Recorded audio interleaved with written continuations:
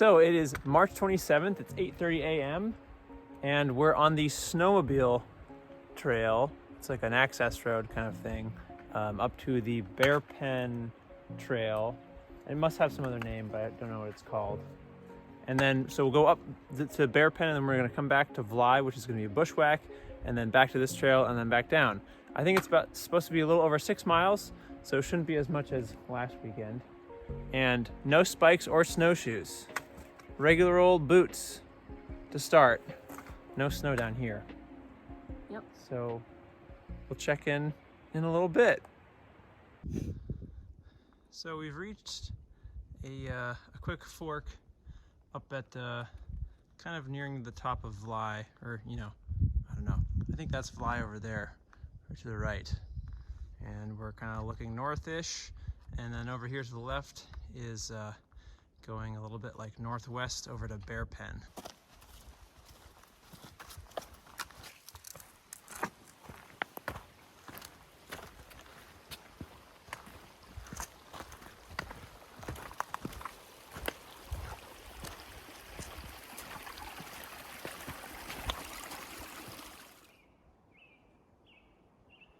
Here we are, somewhere closer to the top of Bearpen. And then over there, that is Vly. That's looking southeast-ish. So there's a little bit of clouds on top of Vly over there. And that's the snowmobile road that we've been coming up. It's pretty steep.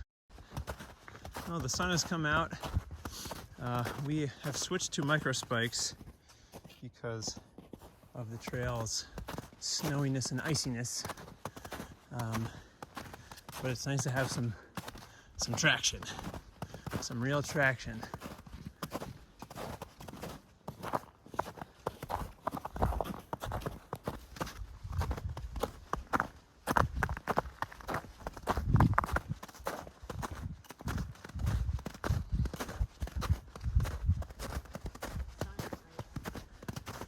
The sun is nice.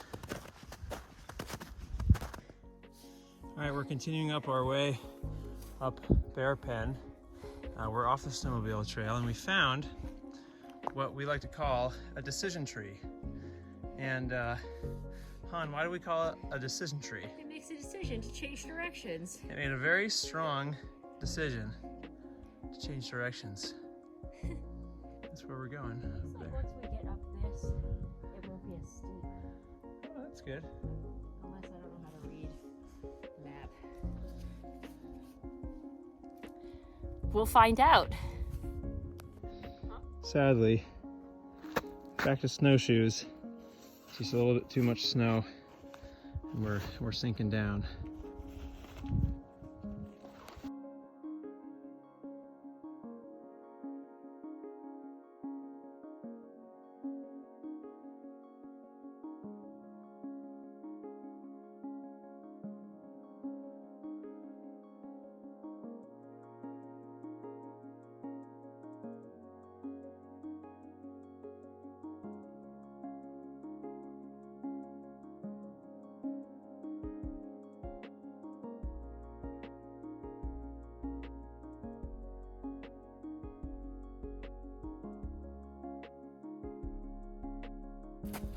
Here we are on top of Bearpen.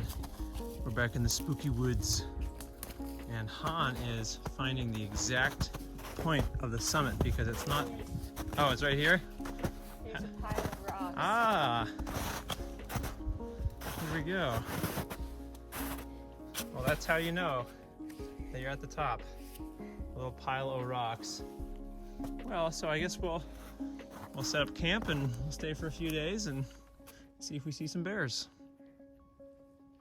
Right, hon? That's right. That's right. Spooky woods.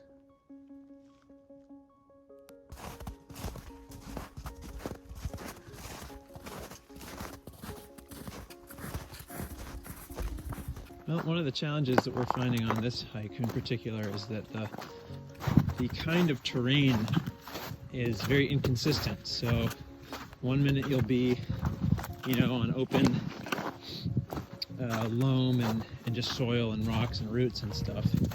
And then a little little later on, you'll be in, you know, a foot of snow where you're going to be post-holing down and sinking down every time you take a step.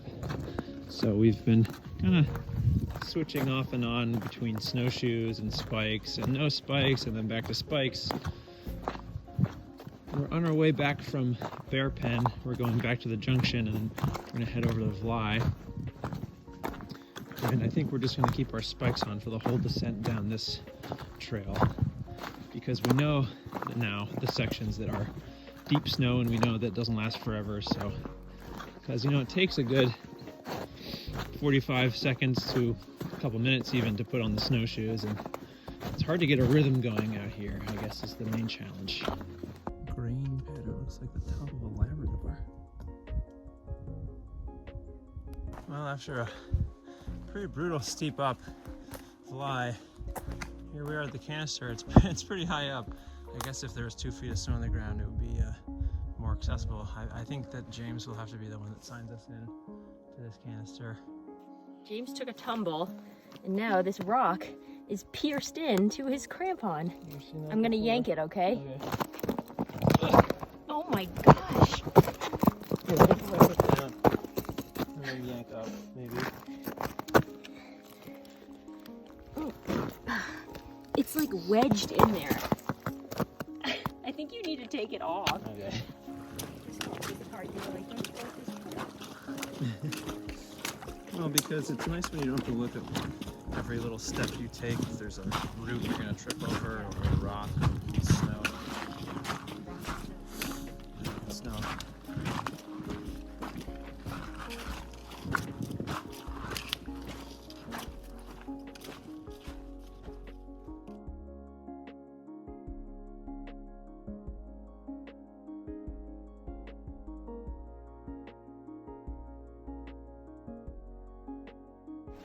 Ute?